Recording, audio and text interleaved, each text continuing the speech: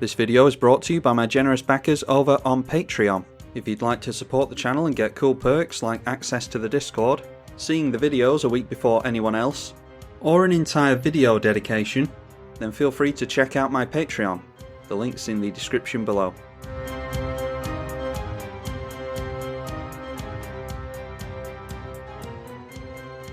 This video is dedicated to Mike82. Mike, thank you for your continued support. Arahbo, Roar of the World, along with Kaheera, the Orphanguard, as our companion. And we're playing against Hapatra, Vizier of Poisons, Golos, Tireless, Pilgrim, and Rhys the Redeemed. Now then, that's not an incredible start for us, but we can get ramp going in the early game at least, hopefully get another land into Guardian Project before we start slamming down our cats. Just a Kazali Pride Mage for us, at least we've got a cheap cat to play now. Going over the players, we've got Rhys the Redeemed, already played against this deck, although I don't know if you'll see the game, it was a bit of a weird one. That is Home Doggy, a patron of the channel. Another patron, Go Batman, running Golos, Tireless, Pilgrim. And then we've got a friend of the channel, but not a patron, Baron von Schneider, who is playing Hapatra, Vizier of Poisons. You might recall Baron von Schneider's name being mentioned in, what game was it? It was one of the ones that Cretin was on. My dear lady sits in on commentary with me sometimes, and that username was mentioned in that video. Just so you know, I always get games going with patrons first, and then any gaps that need to be filled, I will play with friends of the channel. And we usually try to get that going on Discord. So if you want to go and join the Discord, there is a link in the description. Hapatra coming down on turn 2. With a Skull Clamp in play, we are just going to go for a Forest into the Arcane Signet. And that sets us up nicely for a Guardian Project next turn. Sakura Tribe Scout now. I wonder if this is Snake Tribal then. Because if Hapatra can do anything, it is throw out a bunch of snakes. Anyway, they are going to get a minus counter on their commander, potentially.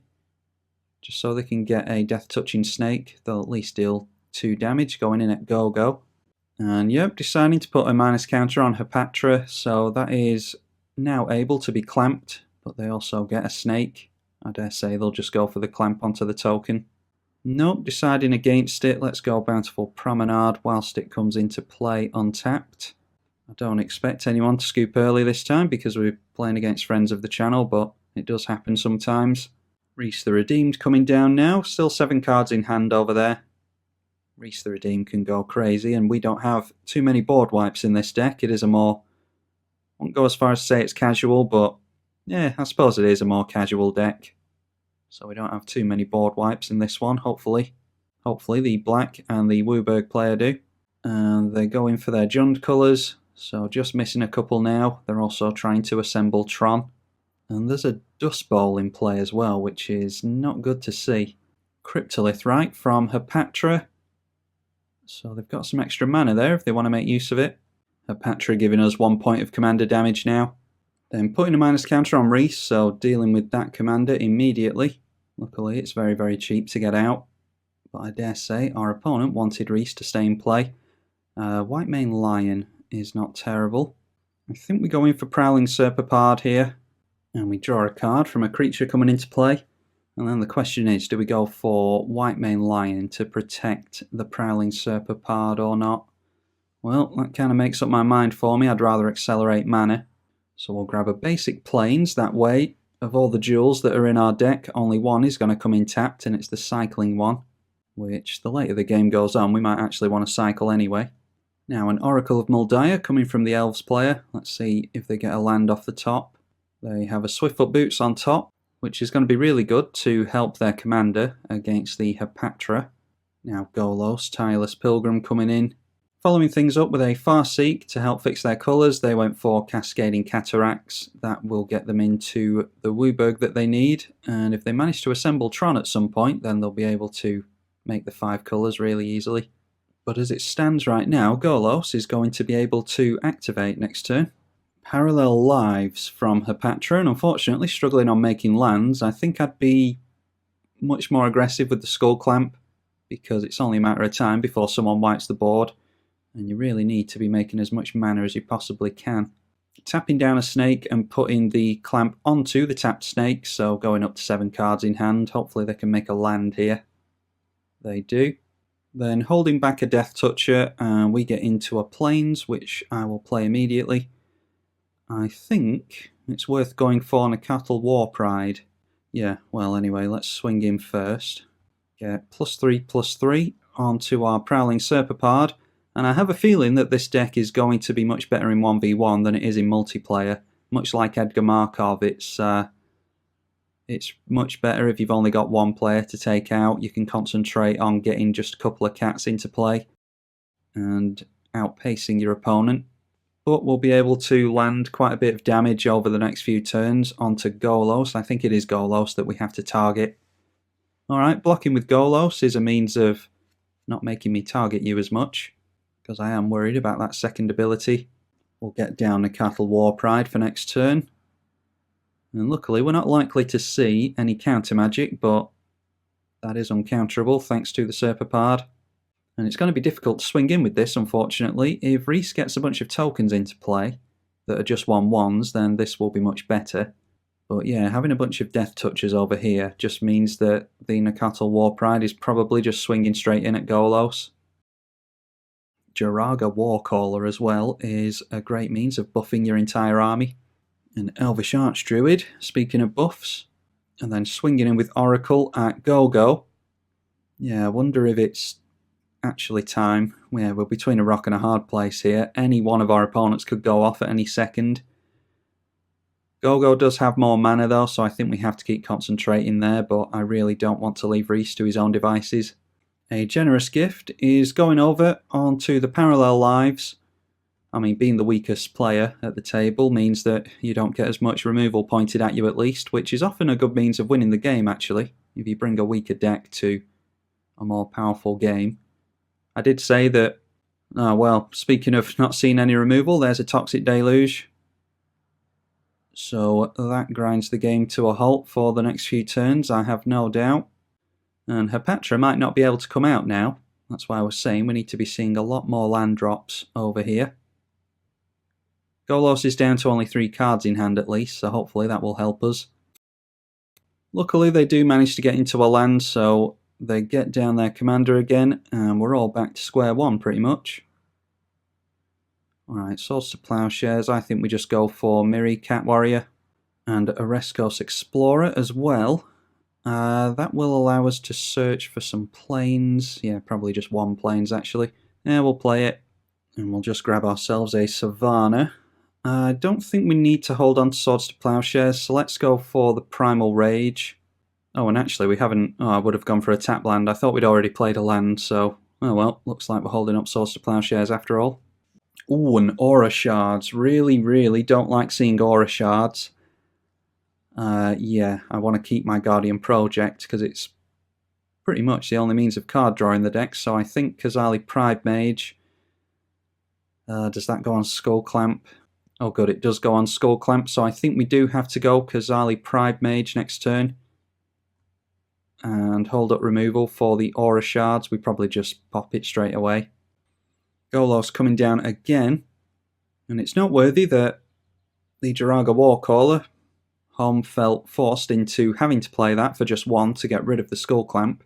So I wonder if Hapatra is going to swing in over here, because it's the only person that they can swing into effectively. And then put a minus counter on this for a snake. So while these two are dealing with each other, Golos is being left alone, which I don't like. Might be a good time to call a truce between these two. In fact, maybe it's worth a Swords to Plowshares there, and maybe that will encourage the Hapatra over here, and maybe they won't put a minus counter here, I don't know. They might want to put it on our Miri Cat Warrior, because it's got First Strike and Forest Walk. Ooh, Blowfly Infestation, that's not a good one to see. Blowfly Infestation, I always have bad luck with this one, to be honest. I much prefer the one that spits out insects from Amonkhet, I think it is. but they're totally different cards. It's just they're both 3 mana black enchantments that care about minus counters. Alright, and our plan worked there. Go does take another hit for 2 from Hapatra. Now, where does the minus counter go is the question. Yeah, it still goes on the Jiraga Warcaller. And that does die, so they get to put a minus counter on something else as well. Which pretty much has to be one of our creatures. Alright, going for that, surprisingly. Don't really care about the Oreskos Explorer. So making 2 snakes there, thanks to the Blowfly. Then a Canopy Vista for us, we will absolutely play that. Yeah, and then it's Kazali Pride Mage is 3 mana, and then 1, 2, 3, 4, and 5 equals our commander. Don't necessarily care about having our commander in play. Let's get down the Kazali Pride Mage first and see what we draw into. Bronzehide Lion. Yeah, we're just playing into a board wipe. I mean, we can take Indestructible. Toxic Deluge has already been cast. There might be another Toxic over here. We've got White Mane Lion to save something as well. Yeah, I think I'll go in for the Bronzehide Lion. Okay, Vanquisher's Banner. Yeah, I like Vanquisher's Banner. Let's put +3/+3 onto the Cat Warrior. And then we'll make use of the Exalted and we'll just take 1 in at go-go. Still got the most mana out of anyone, and Golos is just a massive threat. Especially at this type of game, so let's just continue to chip away. Just asked if Home is going to send any of his Aura Shards triggers in at us. He said no. I'm still not going to go for Vanquisher's Banner. I want to hold up the White Mane Lion and the Bronzehide Lion. So we'll just leave it there. Llanowar Elves will trigger the Aura Shards. And it's going straight in at Blowfly Infestation. I mean, that's why I asked the question, because I know that they pretty much have to deal with that Blowfly Infestation. They've just got a bunch of 1/1s that they want to get into play. Then Swiftfoot Boots, ready for their commander next turn, most likely, to help protect them from the Hapatra. Equipping the boots, and we'll see if they've got another mana dork that they want to play out. Oh, another board wipe in Blasphemous Act. Oh, I hope this isn't just board wipe.deck. Okay, so we have to go after the Aura Shards in response to this. Bronzehide Lion can gain Indestructible as well. Then I think Miri is a more valuable creature than anything else that we've got, so we'll go White Mane Lion, trade that out for the Miri, and we'll draw a card in the process. We draw into the Anthem, Always Watching, which is a +1 buff and vigilance to all of our stuff. So with the last bit of mana, we'll go Kazali Pride Mage and get rid of the Aura Shards, because it's going to be way too much of a hassle throughout the course of the game. I think it's a preemptive board wipe, to be honest, because none of us are really doing anything. I had a bunch of 2 power, 1 power stuff. There was only a mana dork over here, and a couple of snakes. I think I would have waited a little bit on the Blasphemous Act, to be honest. That's what makes me worry that this is just a bunch of board wipes.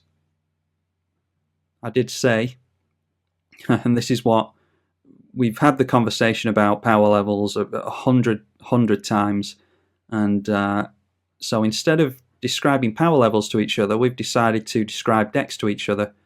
And I jokingly said in the Discord that mine is a fairly weak deck that just wants to get into the combat step and deal damage to people. And then I said no metagaming though. Don't want my opponents metagaming on me. And then we see a bunch of board wipes, so it does make you think. That's the reason that I prefer describing power levels as best we can, as opposed to sitting at a table and telling everyone what you're trying to do.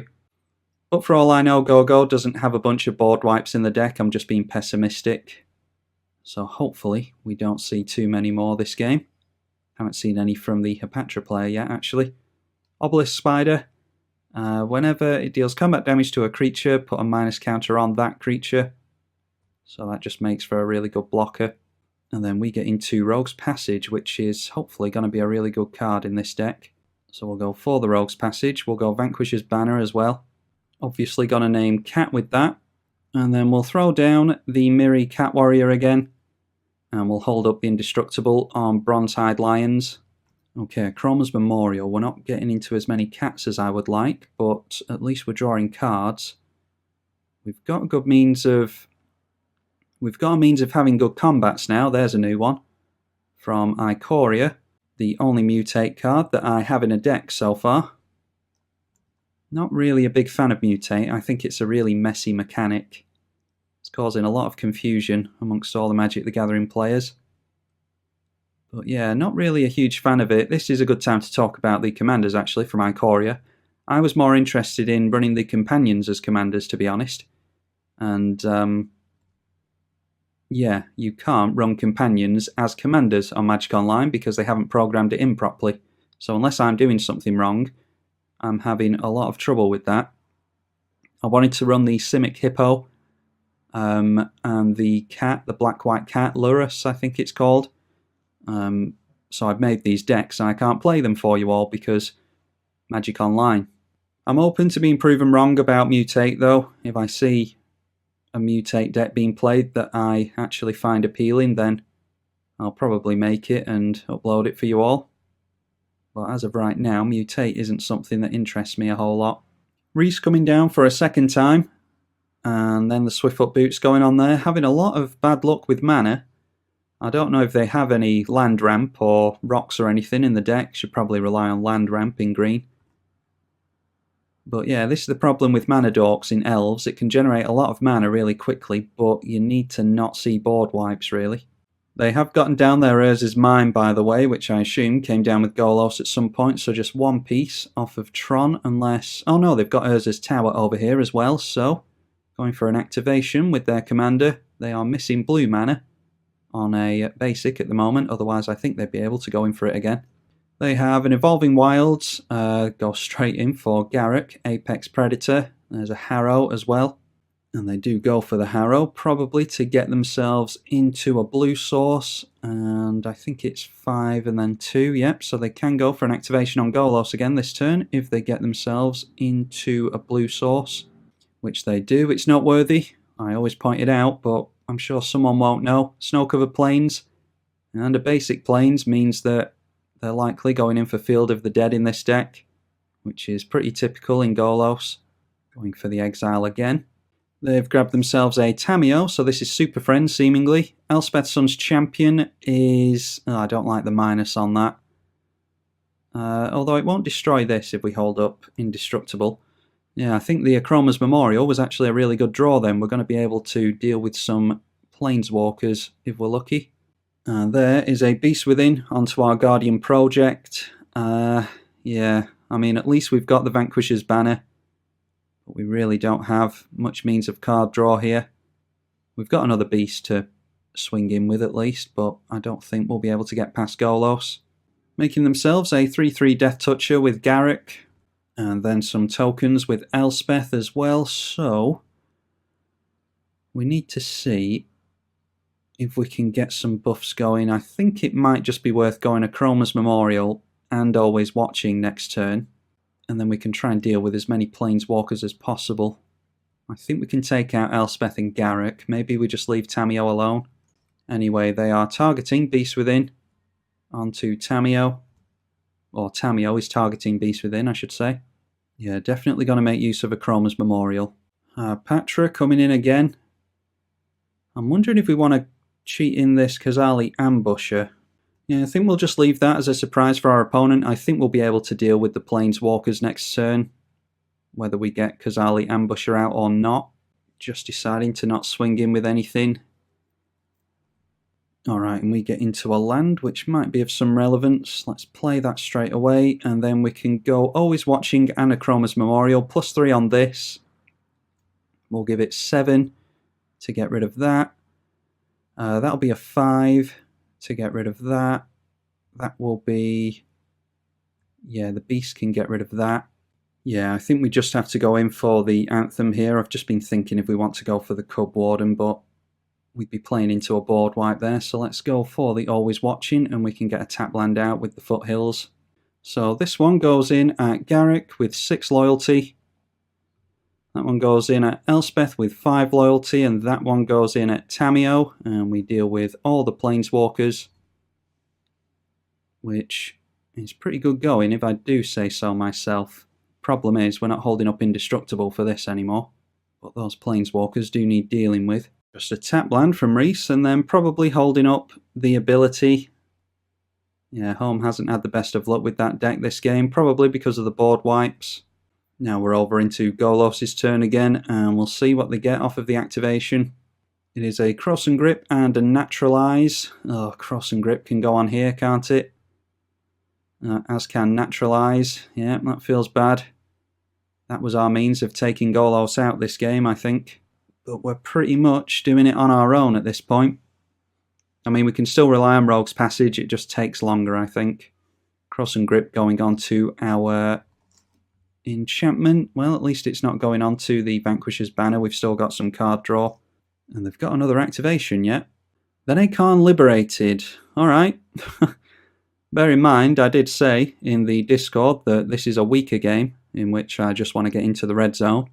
So we'll see if our opponents are going to help us take down Akan. Finally taking down our Vanquisher's Banner.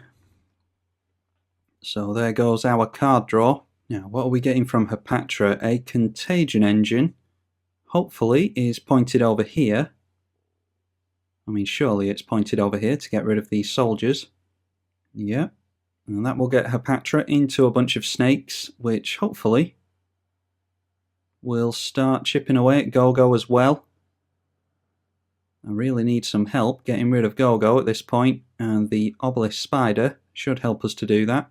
Oh, and a Lightning Bolt coming down, getting rid of this. Yeah, that's why I wanted to hold up Indestructible for it. We'll be able to make an Indestructible Miri Cat Warrior at least, and I am going to mutate that. So we'll get a little bit of an idea of what these mutate stacks look like. Let's put it on there. But yeah, I was thinking of going, I mean we can go straight in at anyone with Miri, thanks to the Forest Walk. But I was thinking of going Rogue's Passage onto that. And then we could try and get rid of Khan and Gogo. Let's see here. So we want to cast with Mutate. We go like that, and then we want the Cub Warden on top because it's got a higher power and toughness. And then it will have a bunch of keywords on it as well. Now, I think they've got Beast Within in hand, haven't they? But deciding to hold on to Beast Within probably because it's got Indestructible. Cub Warden, we put it over. I think that's right. And when it mutates, we get a couple of cat tokens. Would have been much better with our anthems in play. And speaking of anthems, it might be time to go after our companion, actually. There we go. So what have we got here? We have First Strike, Forest Walk, Trample Vigilance, and Lifelink on a 3/5. And it has a means of being indestructible as well. And we've definitely got a forest over there. So let's go for our companion, just to give a bit more of a buff.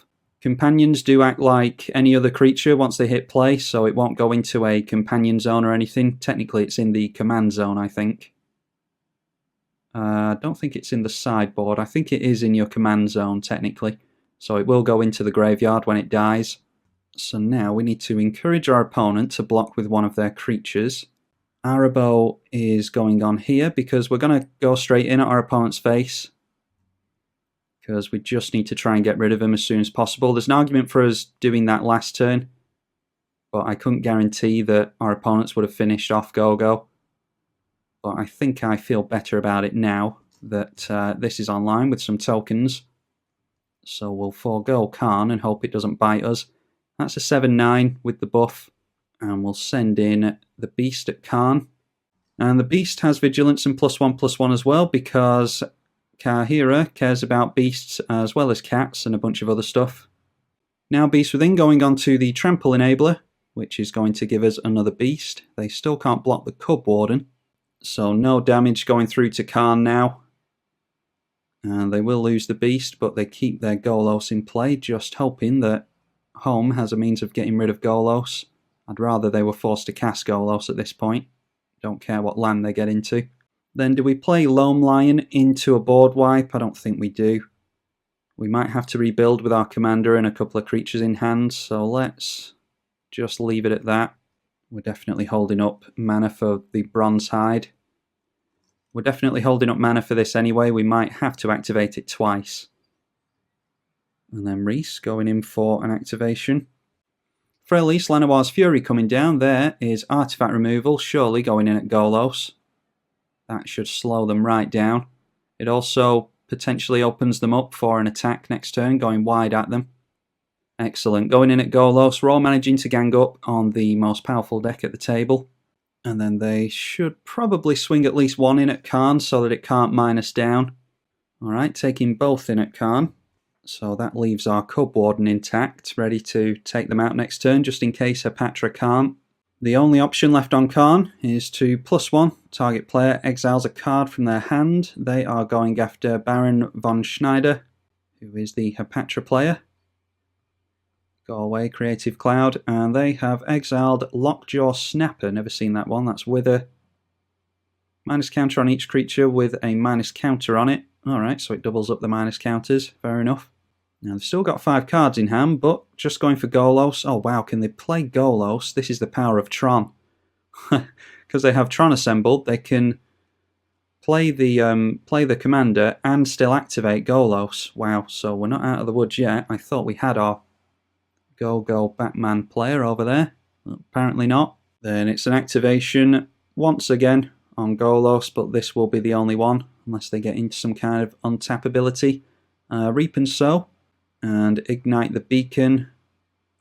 Yeah, that doesn't help them, as far as I'm aware anyway. Diabolic Tutor now, coming in from Hapatra, and hopefully they don't mess around with our plans too much. I really don't care what happens beyond getting rid of Golos, to be honest. It is Yawgmoth, Ram Physician, which is really good with a bunch of snakes in play. So I think Hapatra is pretty much set up to win it at this point, because we're going to really struggle getting through them. With more than one creature, we can get through with one with Rogue's Passage, but they could dump a bunch of minus counters on this. Then again, they lose all their creatures if they want to do that, but they will draw with Yawgmoth, and they've got plenty of life to pour into it. Starting to pile up minus counters onto Golos, and whenever they put a minus counter on something, they get a snake. They've got somewhat of an in fact, they might actually have infinite here. They can... oh, they'd need a token doubler, I think. If they could sacrifice a snake and then put a counter on another snake, generate 2 tokens, they would drain everyone for 1. Yeah, I think they need a token doubler for that. But they can still do some work here. And some people might see it as tunnel vision that we're going so hard in at Golos, but as much as we're allowing Hapatra to go off here, Golos is just so good that it can come out of nowhere and get victories off and slam down 3 Planeswalkers in a row like we saw previously. And without our Akroma's Memorial and our other means of buffs and anthems and things like that, there's really no chance against Golos. I don't think there's much of a chance against Hapatra at this point. We really need home to get some luck on the elf front over there. But I'm fully expecting a Black Sun Zenith or something like that from Hapatra after we've dealt with Golos. Now a minus counter going on to the open elf. And only 2 life left remaining on Go-Go, so we might not have to swing in at him at all. If I'm going to swing in at anyone after Go-Go goes down, then it is likely the Golgari player. But the problem is they can respond with Yawgmoth, so I really don't see what we can do at this point. I'm going to start trying to get rid of our Lord as well. So down goes Go-Go. So that spells the end of both our companion and the Golos player. Now going after our cat tokens as well. And now pointing himself at the Cub Warden. So we need to get into one of the very few board wipes that are in this deck at the moment. I mean, there's white over here, so yeah, it could happen. Someone could get into a board wipe. Now following things up with a Vampiric Tutor. Before they take out the Cub Warden, they have 43 life and 16 cards in hand. And they can draw into the card that they tutor for. And we were just discussing how you get infinite. So I don't know if the Hapatra player knows his deck well enough to know that he needs to get into a token doubler of some kind. But he might have just tutored for one, and then he probably has a means of playing it because he has 5 mana available at the moment. So it's probably infinite drain here. off of the Obelisk Spider. Let's see what he shooted for. I assume that's what's being played here. Yep, Nest of Scarabs, that's exactly what I said. Yep, there, either a token doubler or the insect enchantment. So now, whenever they sacrifice a snake to the Yawgmoth and put a minus counter on something, they'll get both a snake and an insect. And now they've got infinite. Let's see if they know how to do it though. What they need to do is sacrifice a snake and then put a minus counter on a different snake, and that will give them infinite tokens and infinite card draw. They've got 62 cards left in the library, so they should be able to do it enough. Obelisk Spider will drain us before they deck themselves. Alright, so no more creatures to target. Let's see if they know how to do the infinite combo with only their own creatures in play. Yep, they're going after their own insect there, so now, like I said, it is sacrifice a snake, put a minus counter on an insect, and that makes a snake and an insect. They both replace themselves, and they can do that infinitely. Draw infinite cards, drain an infinite number of times, and that is the game. Yeah, so that's a good game. Just telling my opponents that we'll leave it there, because I'm certainly not going to make any players jump through the entire infinite combo, because it will take an absolute age to do it. Yeah, a good game there, and good to get some games in with friends of the channel and patrons. Sometimes we do have to rely on strangers, and like you all know, they tend to scoop early and play obnoxious combos on turn 3 and all the rest of it. So yeah, that was a good game there. Hopefully you all enjoyed it as well. The cats did better than I thought they would against something as powerful as Golos Super Friends. Yeah, I think we held our own quite well there, considering how weak a deck Cat Tribal tends to be in multiplayer. It's really, really good in 1v1, but not so much in multiplayer. But I'm happy with how it performed anyway. We just need to get the power levels matched up, but that's the same old story. Hopefully you all enjoyed this one as well. Be sure to leave it a thumbs up and subscribe if you did. And I will hopefully see you all in the next one. I'm tribalkai on the EDH channel. Thank you for watching.